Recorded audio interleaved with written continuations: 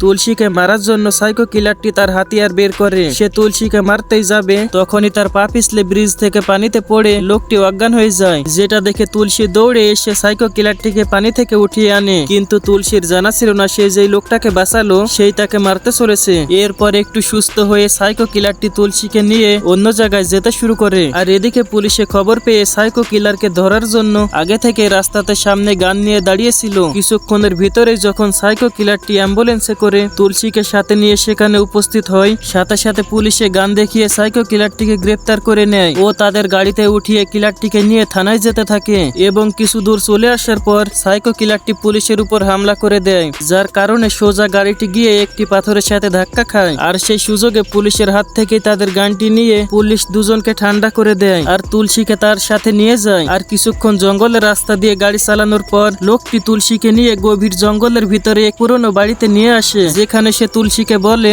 এখন আমার হাত থেকে তোমাকে কেউ বাঁচাতে পারবে না। ও সে তুলসীকে মারতে যাবে, তখনই সেখানে বিষ্ণু উপস্থিত হয়ে তুলসীর নাম ধরে জোরে ডাক দেয়, যেটা শুনে তুলসী কিলারটিকে মেরে বিষ্ণুর কাছে চলে যায়।